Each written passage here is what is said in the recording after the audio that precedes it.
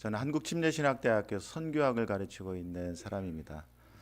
제 전공 원래 이슬람이고 이슬람학을 전공을 했고 이슬람 지역, 특별히 이집트 베두인 지역에 선교사로 가려고 한 13년 정도를 준비했었는데 갑자기 학교로 가게 됐고요.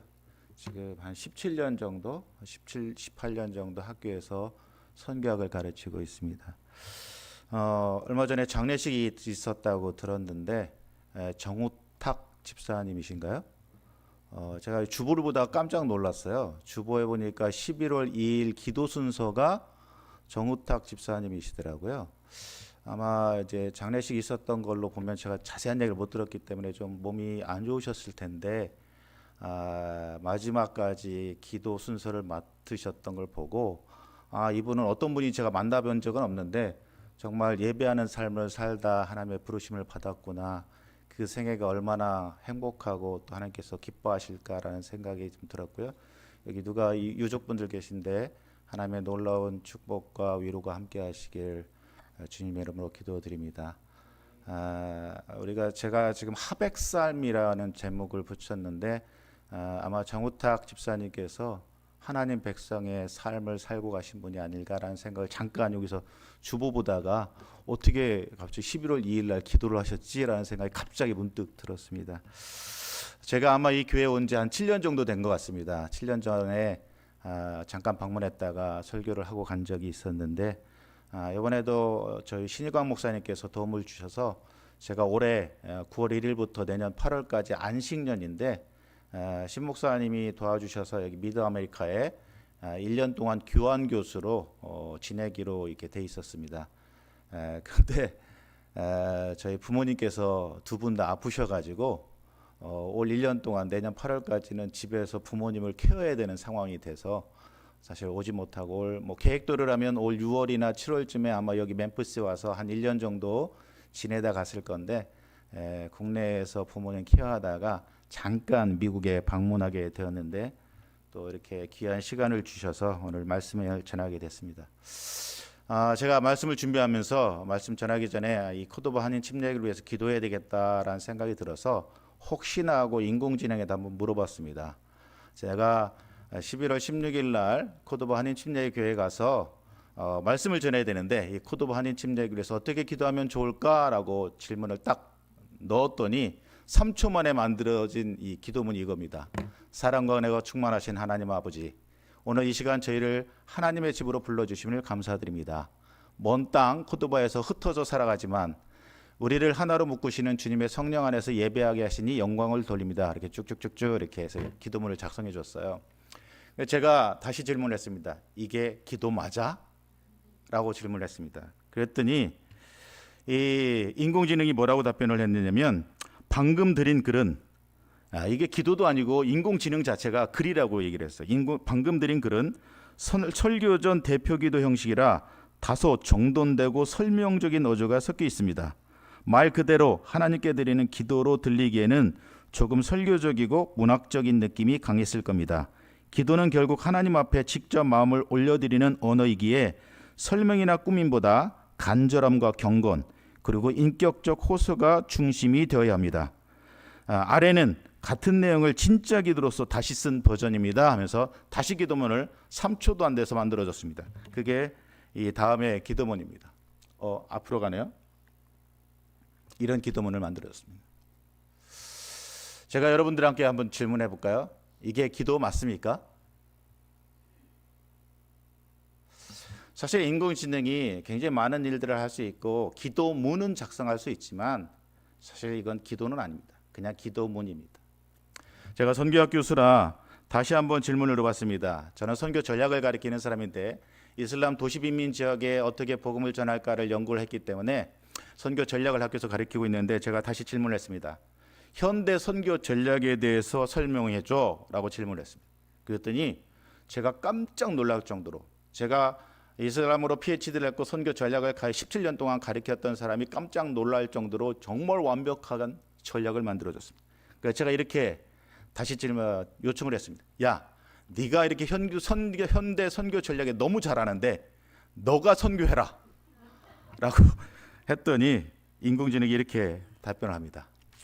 저는 선교를 할 수 없습니다. 선교는 교회와 성령님이 하시는 겁니다. 놀랍지 않습니까? 선교는 자기가 못한대요. 교회가 하는 거랍니다. 성령님이 하는 거랍니다. 마찬가지로 교회, 우리가 지금 이 기도도 마찬가지입니다. 기도는 하나님의 선택된 백성만이 할 수 있는 겁니다. 믿지 않는 사람들은 절대 하나님께 기도하지 않습니다. 기도할 일도 없습니다. 과학이 아무리 발전하고 기술이 아무리 발전한다 해도 인공지능은 기도하거나 선교할 수 없습니다. 오직 하나님의 선택된 구원받은 백성만이 할 수 있는 게 기도고 선교입니다. 그런데 때로는 우리가 기도할 수 있고 또 하나님께 감사할 수 있고 하나님께 예배할 수 있고 하나님께 찬양할 수 있는데 이런 권한들을 누리지 못하거나 활용하지 못할 때가 많습니다. 우리가 정말 하나님께 기도할 수 있는데 기도하지 못합니다. 우리가 정말 이렇게 우리에게 찬양하는데 찬양할 수 있는데 찬양하지 못할 때가 있습니다. 우리가 예배하는데 예배하지 못합니다. 여러분들은 지금 너무나도 쉽게 마음껏 찬양하지만 저는 이슬람 지역이라 굉장히 많은 이 선교지를 돌아다녀 보면 정말 마음껏 찬양할 수 없는 곳이 많아요. 몰래 숨어서 촛불을 켜고 그냥 숨을 죽이면서 찬양하는 곳도 있고요. 또 예배하지 못하는 곳들이 있습니다. 모일 수가 없습니다. 근데 우리는 마음껏 찬양할 수 있고 마음껏 예배할 수 있고 마음껏 기도할 수 있습니다. 그런데 그럼에도 불구하고 그것들을 활용하지 못하는 경우가 있습니다. 제가 지난주에 한국에서 미국에 왔는데 인천공항에 도착해서 라운지를 이용하기 위해서 조금 이렇게 라운지에 들어갔습니다. 인천공항에 보면 뭐 대한항공이나 아시아나 라운지도 있지만 제가 마티나 라운지를 들어갔습니다. 마티나 라운지가 일반 라운지가 있고 골드 라운지가 있습니다. 제가 해외를 정말 많이 선교지 때문에 돌아다니다 보니까 라운지를 이용할 수 있는 카드가 2개 있습니다. 그래서 하나의 카드를 내밀면서 골드 라운지에 갔습니다. 골드 라운지는 기다리지도 않고 사람도 적고 너무나도 쾌적한 더 좋은 라운지입니다. 골드 라운지에 가서 신용카드를 내밀면서 이용하겠다고 했더니 이 카드는 이용할 수가 없습니다. 근데 특별 행사 기간이라 10,000원을 더 내시면 이용할 수 있게 해드리겠습니다. 그러더라고요. 근데 제가 1시간을 기다려야 되는데 구태여 10,000원을 써가면서 라운지를 이용할 필요가 없을 것 같아서 그냥 옆에 있는 일반 라운지로 갔습니다. 줄이 굉장히 많이 써 있고 막 북적북적거리는데 그냥 거기 기다려 들어갔어요. 그리고 좀 쉬면서 시간이 돼서 내가 가진 또 다른 카드는 어떤 혜택이 있지 하고 딱 들여다봤더니 그 카드는 골드 라운지를 이용할 수 있는 카드였습니다. 그러니까 제가 골드 라운지를 이용할 수 있는 카드가 있음에도 불구하고 몰라서 이용하지 못했던 겁니다. 우리가 하나님의 백성으로 하나님의 선택된 자녀로 사실 하나님께 우리가 할 수 있는 것들이 굉장히 많은데 몰라서 못할 때도 있습니다. 카드가 있어도 무용지물인 것처럼. 또 어떤 때는 사실 우리가 하나님의 능력을 제한하기도 합니다. 제가 가끔 우리 학생들한테나 이렇게 좀 가끔 이야기할 때 예화를 들 때 이런 얘기를 합니다. 저는 목사고 신학교의 교수고 그리고 우리 교단 침례교단 선교사들 훈련하는 훈련을 원장을 오랫동안 했고 그래도 정말로 이게 좀 신앙생활을 오래 했던 사람입니다. 그런 제 믿음이 얼마나 될까? 여러분 생각해 본 적 있으세요? 여러분들의 믿음이 얼마인지 몇 달러 정도 되는지 생각해 본 적 있으십니까? 제가 한번 생각을 해봤어요. 나의 믿음은 얼마일까? 근데 제가 내린 결론 저의 믿음은 200만 원이었습니다. 왜 200만 원이냐? 제가 30년 전에 이집트로 가기 위해서 사실 그때 당시에 돈이 필요했는데 그때 200만 원의 돈이 필요했습니다. 그래서 새벽마다 하나님께 기도했어요. 하나님께서 선교지 가라가셔서 지금 200만 원의 돈이 필요한데 200만 원은 하나님께서 주셔야 되지 않겠습니까? 속으로 이런 마음이 있었어요. 주시지 마십시오. 그래야 제가 안 갈 수 있으니까. 근데 기도했어요. 근데 하나님께서 보통은 기도할 때 침묵하실 때가 많은데 이런 기도는 참 잘 들어주셔요. 여자 사람 친구가 애인 아니고 여자 사람 친구가 200만 원을 들고 왔어요. 걔가 왜 그때 돈을 그 30년 전에 200만 원 굉장히 큰 돈이었거든요. 왜 들고 왔는지도 몰라요. 그래서 그 돈을 가지고 이집트를 갔다 올 수 있었습니다. 그리고 제가 학위 마치고 이제 선교사 훈련 받으러 한국에 들어가 가지고 훈련 마치고 선교지로 나가기 전에 잠깐 시간이 있었는데 그때 독일에서 이슬람 전략회의가 있었어요. 이슬람 전략회의가 있어가지고 선교사들이 좀 오십시오라고 했는데 제가 돈이 없어가지고 못 갑니다 그랬더니 무조건 오십시오 그래가지고 어쩔 수 없이 제가 플라스틱 머니 신용카드를 긁고 독일에 갔다 왔어요. 라이프지히에 가서 이제 이슬람 전략회의를 참석하게 갔다 왔는데 갔다 와서 제 통장을 보니까 제 통장에 200만 원의 돈이 들어와 있었습니다. 그 다음에 상해에서 선교사 모임이 있었습니다. 그때도 오라고 했는데 그때도 돈이 없었어요. 저는 왜 돈이 없는지 모르겠지만 어쨌든 없었어요. 그래가지고 못 갑니다 그랬더니 무조건 와야 됩니다. 그래서 또 다시 플라스틱 머니를 긁고 상해를 갔어요. 그리고 갔다 왔는데 어떤 집사님이 하얀 봉투를 내미시면서 목사님 기도하는데 목사님께 갖다 드려야 될 것 같아서 가져왔습니다 라고 주시는데 그 봉투를 열어보는 순간 제가 깜짝 놀랐습니다. 제가 상해에서 썼던 정확한 금액이 그 안에 들어있었어요. 그래서 저는 지금도 확신합니다. 내가 기도하면 하나님은 200만 원은 주시는구나. 그래서 제 믿음이 200만 원입니다. 여러분 우리의 모습이 그렇지 않나요? 하나님은 200만 원이 아니라 200억이라도 주실 수 있는 분인데 우리가 하나님을 이런 하나님으로 자꾸 설정하고 내 경험과 내 가치관과 내가 가지고 그동안 해왔던 것들을 기준으로 하나님은 이런 하나님, 하나님은 200만 원짜리 하나님, 하나님은 정말 전지전능하신 분인데 우리의 습관과 우리의 가치관, 우리의 전통, 우리가 그동안 해왔던 그런 것들을 가지고 하나님은 이런 하나님, 쪼잔한 하나님. 이스라엘에게 하나님이 어떤 하나님이었습니까? 메뚜기의 하나님이었습니다. 가나안을 정탐하고 와가지고 저들이 보기에 우리는 메뚜기와 같습니다. 그러면 하나님은 어떤 하나님이에요? 메뚜기 하나님이에요. 자꾸 우리가 하나님의 능력을 제한하고 우리가 축소시킬 때가 있습니다. 그렇기 때문에 우리가 하나님의 선택된 사람이라면, 우리가 하나님의 백성이라면 분명한 정체성을 가지고 그것들 누리며 살아가야 되는데 그렇지 못할 때가 많습니다. 특별히 요즘처럼 삶이 너무나도 힘들고 지쳐있을 때, 내가 계획했던 대로 일이 되지 않을 때, 정말 이럴 때 사실 내가 힘들면 어려우면 하나님께서 말씀하실 때 순종하지 못할 때가 굉장히 많습니다. 내가 평탄하고 모든 일이 잘 될 때는 아멘 아멘 하는 사람이 조금만 어려움이 오면 불평불만을 터놓고 순종하지 못할 때가 많습니다. 아브라함을 부르실 때 솔직히 말해서 아브라함은 정말 편안하게 잘 살고 있었어요. 갈대우르에서 정말 우상숭배 편안하게 팽배 있었지만 잘 살고 있었습니다. 그런데 본토 직접 아버지 집을 떠나라고. 베드로가 고기를 잡을 때 솔직히 말해서 베드로는 정말 이 고기 잡는 게 전문가였습니다. 제가 지난주에 광어철입니다. 목사님 오십시오. 그래가지고 휴스턴을 내려갔어요. 그래서 이번엔 광어를 많이 잡으리라 생각했는데 딱 한 마리 잡고 하루 종일 한 마리 잡고 그냥 라면 끓여 먹고 왔습니다. 근데 베드로가 밤새 고기 잡았는데 한 마리도 잡지 못했어요. 근데 예수님께서 나 뭐라고 하시냐면 깊은 데로 가서 그물을 던지라고 얘기합니다.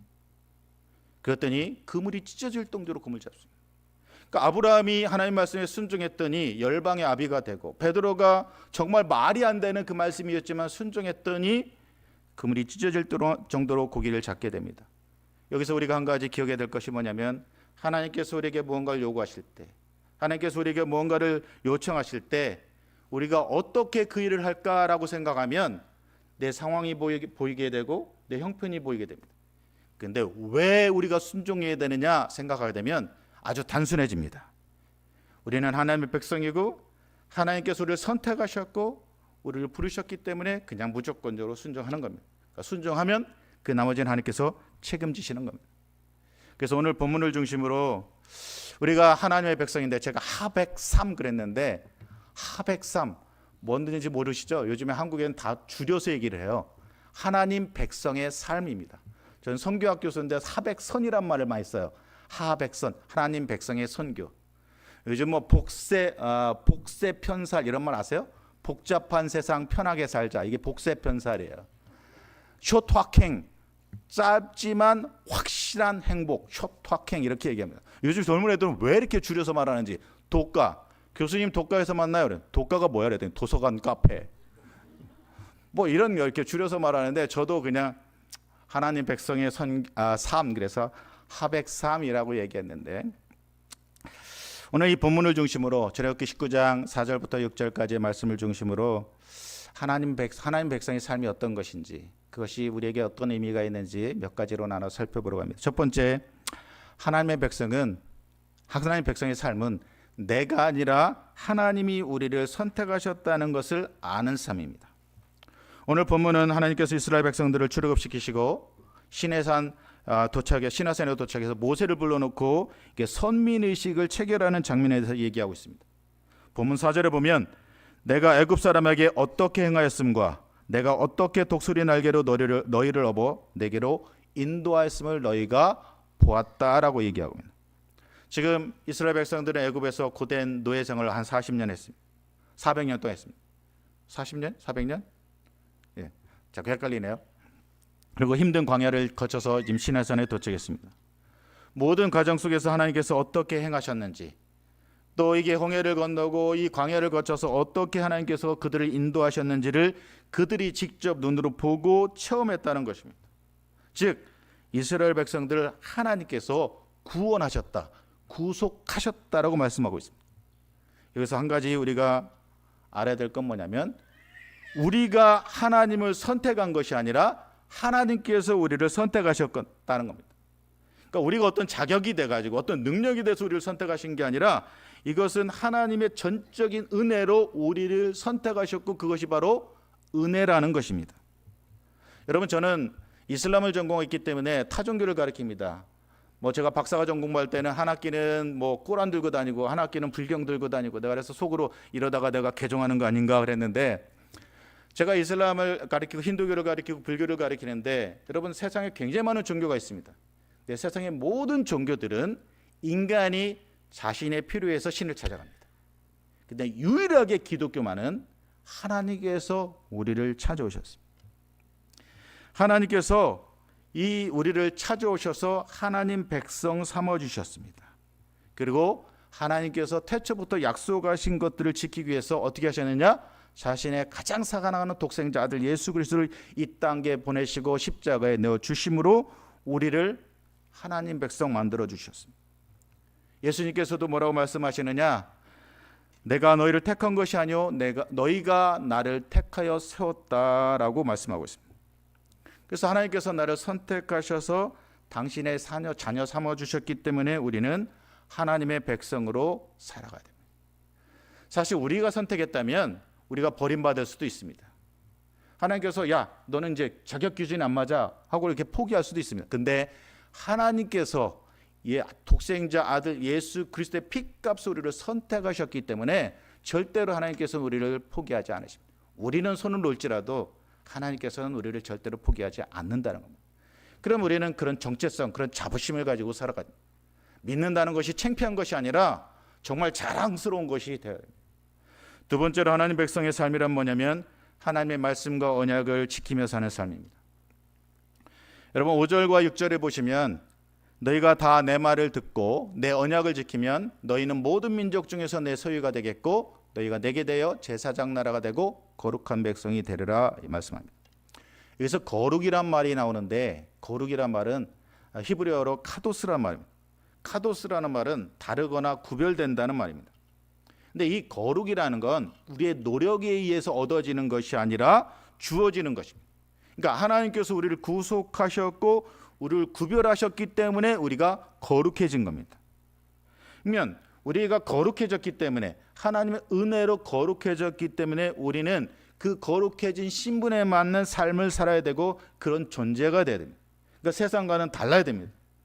세상의 모습과 같아지는 것이 아니라 세상과는 좀 다르게 행동해야 된다는 겁니다.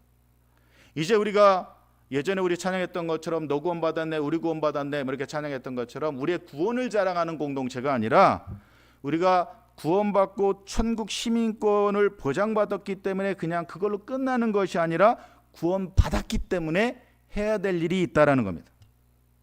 다른 모든 종교들은 구원을 받기 위해서 선한 일을 합니다.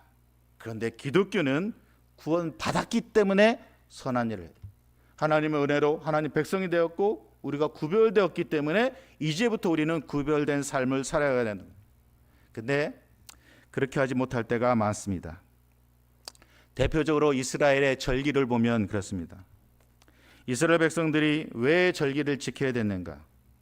엄밀히 말하면 이스라엘 백성들이 지켜야 된 그 절기들은 하나님의 은혜를 감사하면서 그 하나님의 은혜를 기억하면서 축복을 받을 수 있는 통로기도 했지만 다른 한편으로는 이스라엘 백성들의 믿음을 시험하는 이런 시험대였습니다. 도구였습니다. 왜냐하면 하나님께서 이스라엘 백성들에게 이 절기를 지키라고 말씀하신 그 절기를 지켜야 될 그 시점이 언제냐? 밀과 보리를 추수해야 되는 그 시점입니다. 얘가 예전에 한번 한국에서 어떤 교회에 설교 부탁을 받고 갔는데 제가 미국에서 72시간을 다이렉트로 운전한 적이 있습니다. 제가 박사과정을 포기하려고 72시간을 운전했는데 그 이후로 제가 2시간 이상을 운전 안 합니다. 무조건 대중교통을 이용하는데 포항에 있는 교회에서 오라는데 이 교통편이 안 좋아가지고 차를 운전해서 갔습니다. 3시간 반을 운전해서 갔습니다. 근데 갑자기 예배 시간 딱 됐는데 목사님 아들이 사라졌다는 겁니다. 그 시골의 모든 교인들이 목사님 아들을 찾기 위해 산과 들로 막 헤매기 시작했습니다. 한 30분이 지나가지고 예배가 딱 시작됐어요. 근데 예배가 시작됐는데 담임 목사님이 뭐라고 하시냐면 지금은 농번기라 10분 내에 예배를 끝내야 됩니다 그러더라고요. 그래서 3시간 반 운전해서 가서 5분 설교하고 3시간 반 올라온 적이 있습니다. 농번기에는 굉장히 바빠요. 농사 지으신 분들이 있는지 모르겠습니다. 지금 이스라엘 백성들이 지금 절기를 지켜야 되는 그때가 언제냐? 농번기입니다. 밀과 보리를 추수하는 때입니다. 또 하나 20세 이상 모든 남자들은 예루살렘 성에 올라가야 됩니다. 그렇게 되면 어떻게 됩니까? 이 부녀자들과 아이들만 있는데 그때는 외부로부터의 침입이 빈번하게 발생할 수 있습니다. 그러면 절기 때마다 이스라엘의 모든 남자들 20세 이상 모든 남자들이 예루살렘 성에 올라가게 된다는 건 뭐냐면 정말 바쁜 일손을 다 내려놓고 가야 되고 또 하나 외부로부터의 침입이 있는 것들을 감수하면서까지도 이 절기를 지켜야 되는 겁니다. 그래서 이스라엘 백성들은 온전히 절기를 지키지 못합니다. 왜? 내 앞에 있는 형편과 상황을 바라보기 때문입니다. 근데 이스라엘 백성들이 간과한 것은 뭐냐면 하나님의 명령 궁극적으로 이스라엘 백성들을 위해서 절기를 지키라고 하신 것인데 그것들을 깨닫지 못합니다. 여러분 그 신명기 16장에 보시면 16장 13절에 보면 너희가 타작마당과 포도주 틀에 소출을 거둬들인 후에 너희를 그러니까 이레 동안 초막절을 지키라라고 한국어 성경에 되어 있습니다. 근데 원어 성경에 보면 레카라는 단어가 하나 더 있어요. 레카라는 단어가 뭐냐면 너를 위하여라는 말입니다.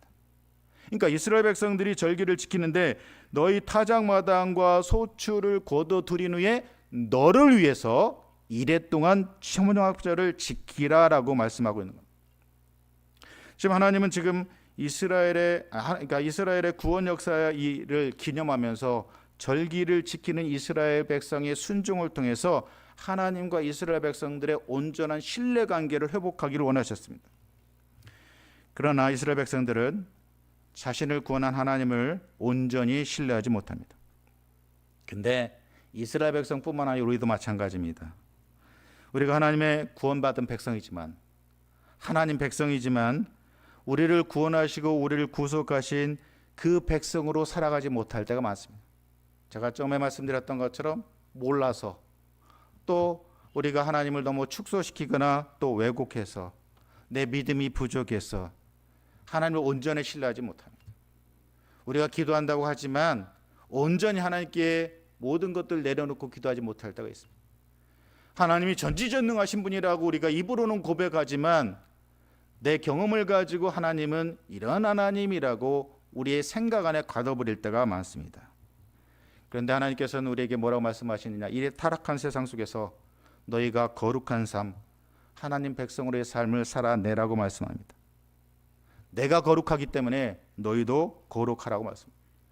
너희가 세상과는 좀 구별된 삶을 살아. 세상에서는 감히 흉내낼 수 없는, 세상 사람들에서 도저히 찾아볼 수 없는 그런 삶을 좀 살아내라고 말씀하고 있습니다. 사실 우리의 삶을 보고 세상 사람들이 하나님이 정말로 살아계신 것을 볼 수 있어요.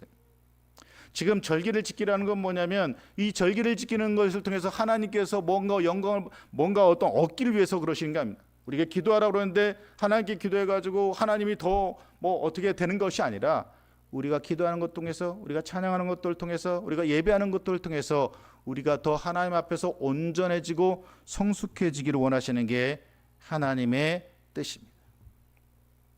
사실 저도 그것들을 깨닫지 못했습니다. 전 신학교 교수로 가면서 사실 계획지도 않게 학교로 갔다 보니까 굉장히 많은 일들로 제가 굉장히 힘들었던 적이 있습니다. 지금도 사실은 제가 굉장히 지금 치료를 받고 있는데 일주일에 거의 한 100만 원 정도씩의 어떤 치료비를 내면서 치료를 받다가 지금 왔습니다. 그래서 하루는 제가 하나님께 기도했습니다. 하나님, 더 이상 제가 이렇게 살지 못하겠습니다. 제가 목사인데, 신학교 교수인데 제가 자살은 못하겠습니다. 하나님, 저 죽여주십시오라고 기도했습니다.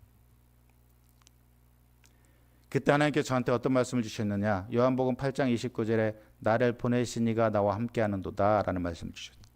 그냥 평상시에 개똥 있었던 말씀이었는데 나를 보내신 이가라는 말씀에 제가 깨졌습니다.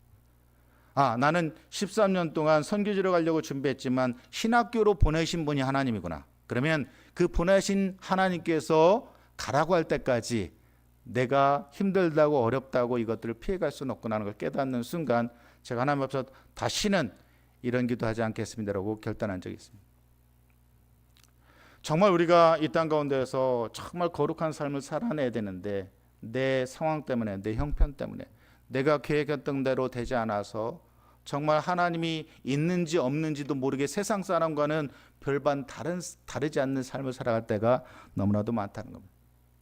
근데 오늘 본문을 통해서 하나님께서 뭐라고 말씀하시면, 하나님 백성들은 하나님께서 우리를 구속하셨기 때문에 우리가 구속받은 자로서 거룩한 삶을 살아내라고 말씀하고 있다는 거죠. 마지막 세 번째로 하나님의 백성의 삶이란 뭐냐면 열방의 축복의 통로가 되는 삶입니다. 하나님께서는 이스라엘을 제사장나라 만드셨습니다. 오늘 본문의 구조를 보면 하나님의 구속, 그리고 하나님과의 언약, 그리고 하나님의 소명에 대해서 얘기하고 있습니다. 이런 신학적 구조를 가지고 있습니다. 하나님께서 이스라엘 백성들을 선택하신 이유가 뭐냐면 이스라엘 백성들을 통해서 열방이 복받게 하기 위해서였습니다. 그러니까 하나님의 선택은 어떤 특권이라기보다는 어떤 책임이 주어지는 겁니다. 왜 선택하셨느냐? 하나님이 그를 통해서 이루고자 하는 뜻이 있기 때문에. 그 얘기를 돌려서 얘기하면 여러분들 왜 이 멤피스 가운데 보내셨느냐? 하나님께서 이곳에서 여러분들을 통해서 이루려고 하는 뜻이 있기 때문입니다. 이스라엘 백성들을 하나님께서 선택하신 건 뭐냐면 열방을 구원하기 위해서. 그래서 하나님께서 어떻게 하셨습니까? 아브라함을 복 주셨어요. 아브라함을 복 주시고 그 아브라함을 통해서 열방이 복 받기를 원하셨습니다. 그럼 뭐냐면 우리도 역시 복 받아야 됩니다.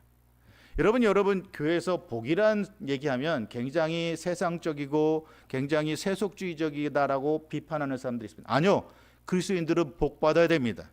근데 이 복이라는 걸 자꾸 물질적인 복, 내가 원하는 것들을 그냥 그대로 행해지는 그런 복들만 생각하다 보니까 복이 자꾸 왜곡돼서 그렇지, 우리는 하나님 앞에서 복 받아야 됩니다. 가장 큰 복이 뭡니까? 우리가 하나님 백성 된 겁니다. 우리가 구원받은 겁니다. 절대로 구원받을 수 없는 그런 정말 죽을 수밖에 없는 우리가 하나님의 은혜로 구원받은 겁니다. 하나님께서 왜 우리를 구원하셨을까요? 열방을 구원하시기 위해서. 이 멤피스 지역에 얼마나 많은 한인들이 있는지 모르겠습니다. 그럼 우리가 하나님의 백성으로 구속받은 사람이라면 이 땅 가서 구속받은 사람으로서 열방의 복이 되는, 많은 사람들에게 복음을 전하는 그런 삶들을 살아내야 됩니다. 시편 22장 27절에 이런 말씀이 있습니다. 땅의 모든 끝이 여호와를 기억하고 돌아오며 모든 나라의 모든 족속이 주의 앞에 예배하게 될 것이다라고 얘기합니다. 여러분, 그 시카고 트리니티의 트리니티 신학교의 케빈 베노저라는 조직 신학 교수가 있습니다.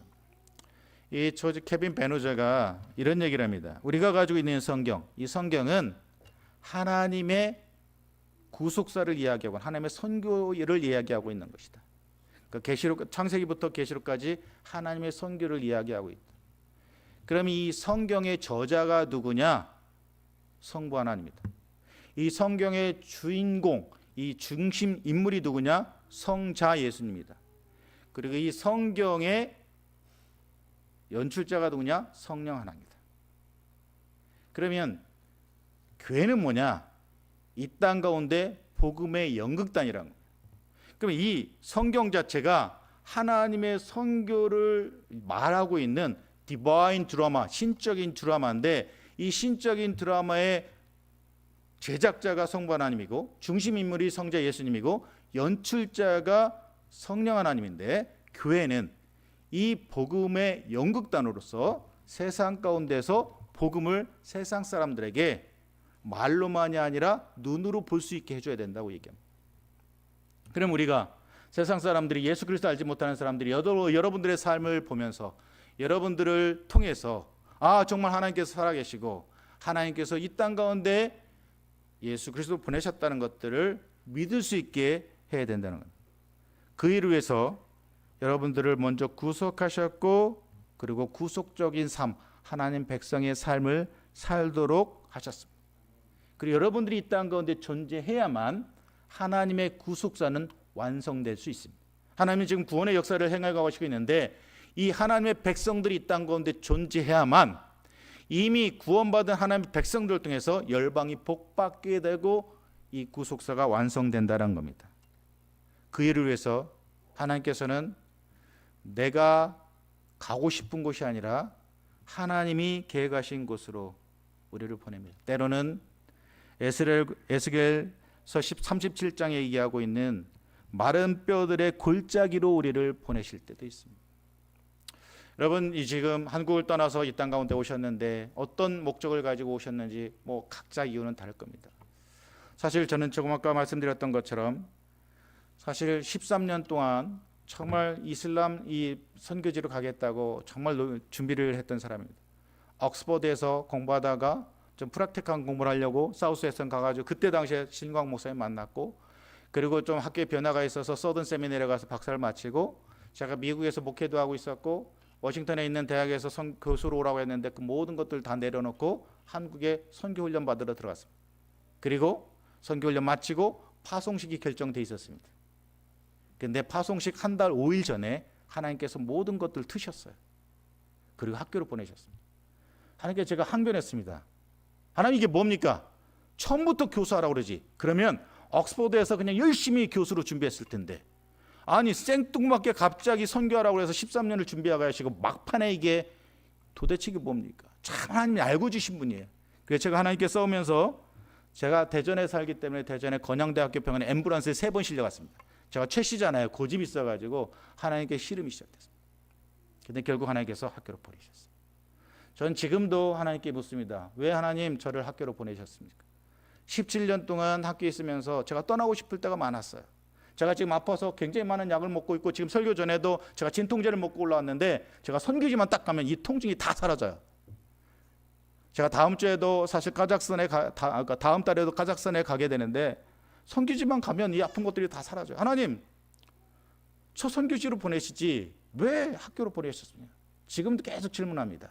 근데 나중에 하나님 앞에 섰을 때 하나님 왜 나를 학교에 보내셨는지 깨닫게 되고 지금도 하나씩 발견해 가지만 하나님께서 저를 학교로 보내신 이유가 분명히 있기 때문에 저는 학교에 있는 겁니다. 저는 지금 하백 삶, 하나님 백성의 삶이라고 말씀드렸지만 지금 하나님 백성의 선교를 위해서 학생들, 다음 세대를 양육하는 일들을 하고 있습니다. 그래서 하백선 장학금을 만들었습니다. 저희 아버지가 30년 동안 목회하면서 은퇴를 하셨는데 교회에서 주신 돈이 있었어요. 그 돈을 10원 한 푼도 안 빼고 저한테 내놓으셨어요. 한국교회 선교가 위기 상황인데 이거는 선교로 해서 써야 되겠다. 그래서 제가 아버지가 그 돈을 내놓을 때 아버지 이자는 그러니까 원금 그냥 쓰시고 아니 원금이 아니라 이자는 그냥 쓰시고 돌아가시면 원금만 주세요 그랬습니다. 왜냐하면 제가 계속 월급 드려야 용돈 드려야 되고 아버지가 월급이 수입이 없으니까 인간적인 생각으로 그냥 이자는 그냥 매년 나오는 거 쓰시고 나중에 돌아가실 때 원금만 주세요. 아니다 이건 하나님께 드린 돈이다 전액을 주셨어요. 그 돈을 가지고 이 다음 세대를 하나님 백성의 선교를 감당할 지도자들을 양성하기 위해서 하백선 장학금을 만들었습니다. 그래서 그 돈과 함께 5천만 프로젝트를 시작했습니다. 5천 원짜리 헌금하는 사람 10,000명. 그러면 한 달에 5천만 원, 1년이면 6억입니다. 그러면 저희 학교 신대원 학생들 전체 장학금을 줄 수 있습니다. 그 일을 시작했어요.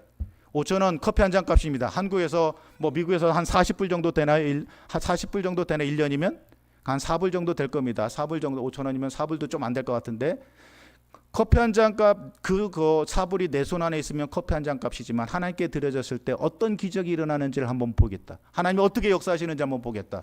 그래서 큰 교회 담임 목사님들 1억 달라고 하고 5천만 원 달라고 할 수 있지만 아니요 작은 교회들 정말 개척 교회들도 하나님의 선교에 동참할 수 있게 하도록 하기 위해서 5천만 프로젝트를 시작했습니다.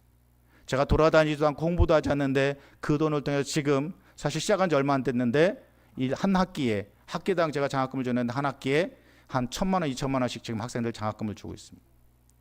그리고 그 재정들을 모아가지고 지금 튀르키예의 지진 지역에 봉사를 나가고 지진 지역 학생들을 위해서 지금 쓰고 있습니다.